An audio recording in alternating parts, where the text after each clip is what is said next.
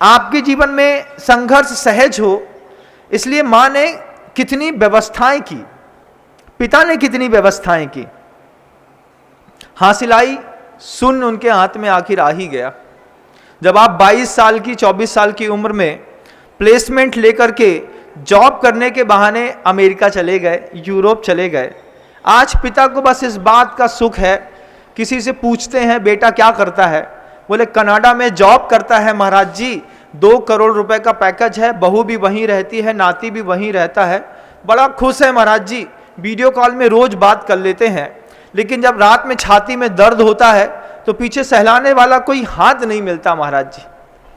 उस तकलीफ से पीड़ित होकर के आदमी साधुओं के पास इन आश्रमों में आते हैं, आकर के भावना रखते हैं कि भगवान पुत्र भले वहां रहता है, पुत्र का सुख नहीं है, पुत्र के मोह का सुख है बस आपके पास। पुत्र तो आपके हाथ से उसी दिन चला गया जिस दिन आपने इंजीनियरिंग बेस में उसको डाला था, और पहली बार में उसके दिमाग में ये बात फीड कर ली थी कि बेटा बिजनेस हमने बहुत कर लिया है, तुम्हें तो जॉब करना है। उसकी मेंटालिटी भी सेट हो गई, वो जॉब के बहाने एक बार विदेश का गया। अब उसका भी तो परिवार है, उसकी भी पत्नी है, उसके भी बच्चे हैं। जैसे आपको अपना बच्चा अच्छा लगता है, आपके बच्चे को भी उसका बच्चा अच्छा लगता है। आप अपने बच्चे के लिए तड़पते हैं, वो आपका बच्चा अपने बच्चे के लिए तड़पता है। तो वो साइकोलॉजी है, इंडियन साइकोलॉजी। हमने बच्चे पालने की कला तो सीखी है, लेकिन कभी पिता को पालने की कला नहीं सीखी। अगर हमने बचपन से पिता को पालने की कला भी सीखी होती तो बच्चा यूरोप में रह करके हर हाल में 3 महीने की छुट्टी रह करके पिता के पास समय बिताने के लिए आता, क्योंकि मुझे अपने बच्चे के साथ साथ अपने पिता को भी देखना है। लेकिन इंडियन साइकोलॉजी है, वो इंडियन साइकोलॉजी जो है बंधुओं, बच्चे के ऊपर डिपेंडेंट है। आप शादी होने के बाद जितनी ऊर्जा अपनी पत्नी और पुत्र पे खर्चा करते हैं, कभी आपने नहीं सोचा कि पिताजी के लिए भी उतनी ऊर्जा खर्चा करनी है। सिर्फ एक व्यक्ति ने नहीं, दुनिया का कोई भी व्यक्ति हो। आदिनाथ प्रभु कितना कुछ सोच गए होंगे कि राज्यावस्था शासनकाल में उन्होंने अर्जन की, संरक्षण की और संघर्ष की 3 कला सिखाई।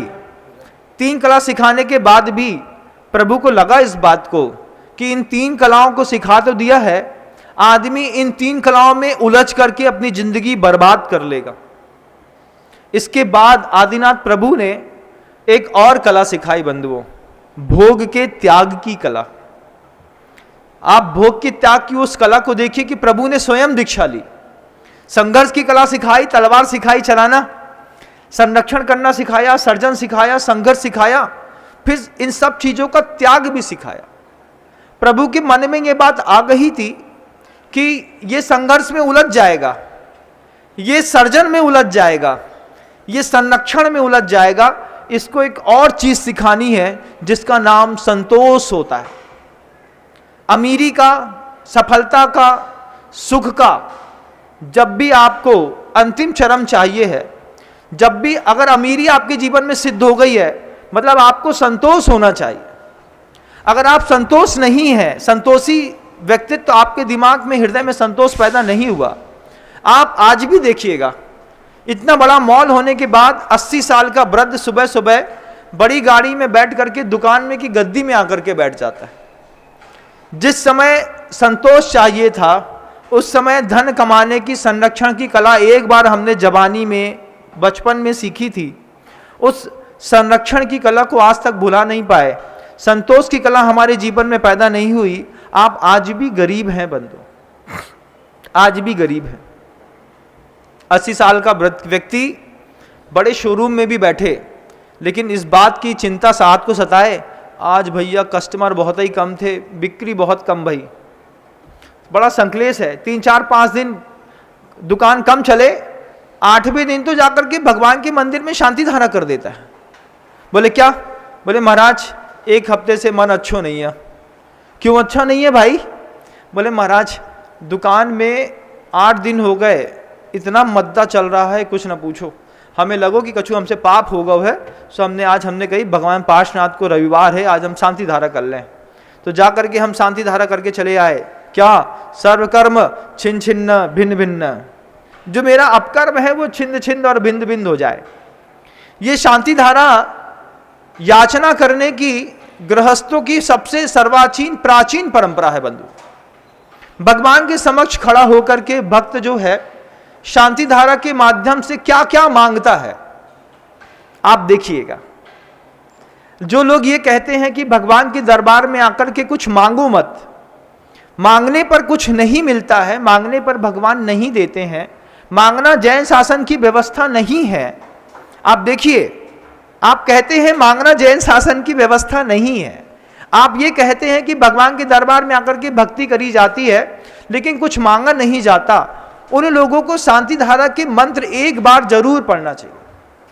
शांति धारा के मंत्र में आपने आयु मांगी है, आरोग्य मांगा है, ऐश्वर्य मांगा है, यश मांगा है, आपके शरीर में लकवा हो गया है, अपस्मारिम छिंद छिंद बिंद बिंद आपने पढ़ा है, आपकी खेती खराब नहीं हो, फसल खराब नहीं हो, इसलिए आपने शांति धारा के मंत्रों में पढ़ा है पत्र मारिम पश फुल मारिम फल मारिम शस्य मारिम धान मारिम छिंद छिंद बिंद बिंद छिंद छिंद बिंद बिंद। बार बार आप बोलते हैं। आप ये भी बोलते हैं कि मंदिर जी में आकर के भगवान के सामने कुछ मांगना नहीं है, और आप प्रतिदिन आकर के भगवान की शांति धारा भी करते हैं कि शांति धारा में आप कौन सी प्रार्थना करते हैं मुक्ति की, आप बताइएगा मुझे। शांति धारा में कोई मुक्ति की प्रार्थना है क्या? ओम ह्रीम श्रीम क्लीम एम अरहम बम बम मम मम हम हम सम सम तम तम पम पम बम बम झम झम झाम झाम झीम झीम छीम छीम द्राम द्राम द्रीम द्रीम द्रावय द्रावय नमो रते भगवते श्रीमते ओम ह्रीम मम पापम खंडय खंडय दह दह पच पच पाचय पाचय। ये क्या है? मेरा पाप जो मैंने अपकर्म कर दिया है जल जाए, पच जाए, पाचय शीघ्रम कुट कुट, जैसे बिल्कुल टुकड़े टुकड़े होकर के आप किसी चीज को फेंक देते हैं, ऐसे वो फिक जाए, दह दह। ये शब्द क्या है?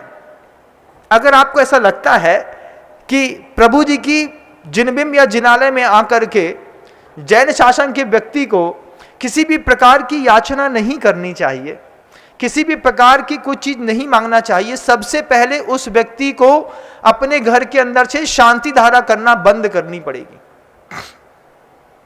शांति धारा तुम्हारे भिकमंगनेपन का सबसे बड़ा उदाहरण है।